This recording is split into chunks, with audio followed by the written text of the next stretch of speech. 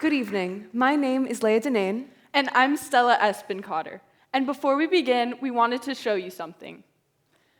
These are pictures of us from first grade. And they're not here to make anyone feel emotional, but they're here to show confidence before it became complicated.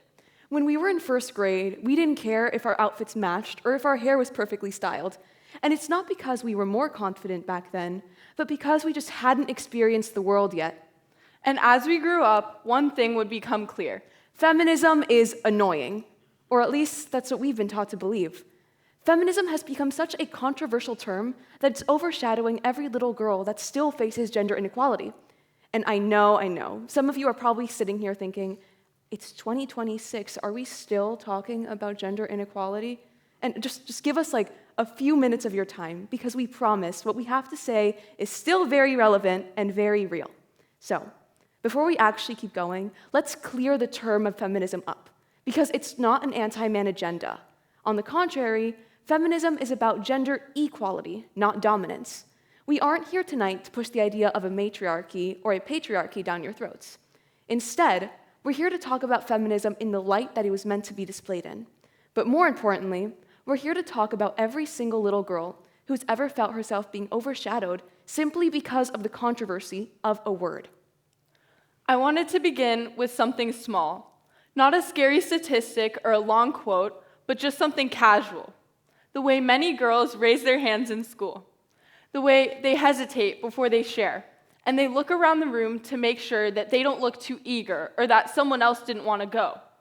And the thing is, nobody sat them down and said, hey, don't draw too much attention to yourself. Nobody taught them to do this. They just learned it by being there. There was a study published recently by Columbia University's acting president Claire Shipman and journalist Katie Kay, and they found something pretty interesting, that between the ages of 8 and 14, a girl loses around 30% of her confidence. But why is that? Well, when a girl reaches adolescence, there's a new fear that emerges, a fear of failure. And this fear isn't something that's irrational, like the fear of spiders or the fear of heights. Instead, it's something that's brought upon girls by a pressure to be perfect, to have good manners, and to avoid taking risks at all costs. Now, it's not because girls don't want to take risks, it's because they're scared of the potential failure that those risks will bring. But I mean, these are all just statistics, right? At the end of the day, you can sit here and listen to us talking about how girls' confidence rates are going down, and you can go home and you can read an article about how girls' anxiety rates are going up, but at the end of the night, it's just a number until it happens to you. A couple of weeks ago, I was sitting in the passenger seat of my friend's car. We were driving to get dinner before a school event, which was an errand we had run multiple times. However, this day, as we pulled out of the garage, a man on a scooter passed by. He peered into the windshield, looked at us, and slowed down. He began making gestures and faces at us. He slowed down in front of us and then pulled over to my side of the vehicle. He was mere inches from my face as he continued making these gestures at me. We drove away, and we were fine in the end, but in the moment, all I could think about was what I could be sorry for. I was trying to figure out if I had looked at him wrong, or if I should be sorry for making eye contact, or for just being in the wrong place at the wrong time. I was trying to figure out what I could have fixed on my end, what I could be sorry for. This habit of overapologizing isn't something that's accidental, it's something that's learned. Again, from a young age, girls have this pressure to be polite, have perfect manners, and overall be easy to be around. So because of this, apologizing becomes kind of like a safety net for many girls. It's a disclaimer before you even open your mouth. I'm sure for many of the women in the room, we can remember a time where we were in the grocery store, and someone bumped into us, and we're the ones that said, "Oh, I'm so sorry," or we're in class, and we raise our hands to ask a question, and before even asking the question, we say, "I'm so sorry, but," well, I know it's happened to me plenty of times. So this over-apologizing, this disclaimer, it comes at a cost, because it teaches both you and the person listening to you that your opinions and your voice don't deserve to take up space and shouldn't be listened to. And because of this, a cycle emerges. So, when a girl loses her confidence, there's a fear of taking risks that takes place. And that fear of taking risks leads to overapologizing. And then that habit leads to people looking down on her. And then people's negative opinions of her lead to a lack of confidence. And so the cycle, it just keeps on going. This behavior is brushed over as just politeness, as if a girl constantly apologizing is just her being considerate. Like she says sorry a lot, so she's just has manners. But instead, we're not just seeing behavior, we're seeing adaptation. It takes sorry from meaning I did something wrong, and it turns it into meaning please don't be offended, or please don't get mad at me, or please don't punish me for speaking. It's this kind of emotional cushioning where we soften our words before they ever even land. We devalue our words and our thoughts just a little bit before we can ever even share them. And over time, this pattern repeats to create a problem that is not just linguistic. It teaches other people to look at us and our ideas as just a little bit less certain and less authoritative and a little bit more interruptible. And this repetition of this pattern creates a space where we're trained to also believe the same, that our ideas matter just a little bit less. And this isn't just about being nice or having manners or being a good person in the world. It's about navigating a world where confidence in women, confidence in half of the entire world's population is viewed as arrogance. And apologizing becomes the survival strategy. This over-apologizing and shrinking ourselves, it teaches girls a lesson about when confidence is appreciated and when it is punished. I want to tell you guys a story that happened when I was 10 years old. I remember I was sitting at the dinner table, and across from me was my grandfather. And at one moment, he asked me what I wanted to be when I grew up. I smiled, and I said that I wanted to be a businesswoman because I wanted to follow in my dad's footsteps. But then there was a moment of silence. My grandfather paused, and in full confidence, he said, "So you want to be a bitch?"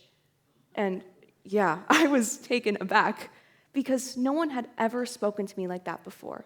And sure, it's one comment, just let it roll off of your back. But I was 10 years old, and what it taught me was that my confidence was seen as arrogance. I'm not 10 years old anymore. I'm a junior in high school, and looking back at that experience, I wonder, would he have said the same thing to me if I was his grandson and not his granddaughter? But what that moment taught me was that I shouldn't be able to freely express myself. But I built my confidence back up, even to be able to speak in front of all of you tonight. But what happens to those little girls that get those comments made to them and don't grow out of that habit? Moments like these are not singular. They're part of a collection of stories and instances where girls are repeatedly taught that their ideas mean a little bit less. All of these stories look a little bit different, whether it be a rude comment at the dinner table, or a look through a car window, or a hesitation in class. But these tiny moments add up to teach girls a lesson about shrinking themselves and taking up less space. And to fix this problem, we need to start with interruption, because once you notice these patterns, you inherit the responsibility to interrupt them. We want to tell you guys just one more story, and this one's pretty recent, and by recent, we mean like a couple days ago.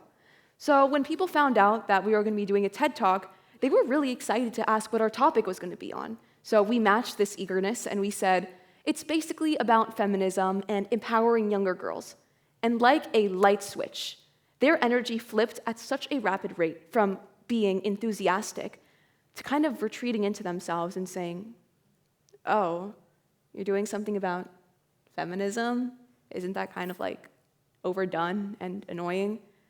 And that kind of shocked us, that reaction, because it honestly made us scared of how everyone was going to react to such a controversial topic. We could have gone home easily that night and changed our topic completely, but that would mean that we're going against everything that we're fighting for tonight. So no, we're not going to apologize for talking about a controversial topic. We're going to stand up and we're going to talk about feminism in the light that it's meant to be displayed in, because it's not overdone, it's awareness. It's awareness for the little girl in the back of the classroom with her hand half raised in fear. It's awareness for the young woman who just started a new job, and she's apologizing for just taking up space. And it's awareness for the little girls and every single woman who has ever felt themselves shrinking because of their gender. We need to cut off the shrinking. When you see a girl apologize in any way for taking up space, tell her she doesn't have to. And if you see a girl hesitate before she shares, encourage her and tell her she has space here.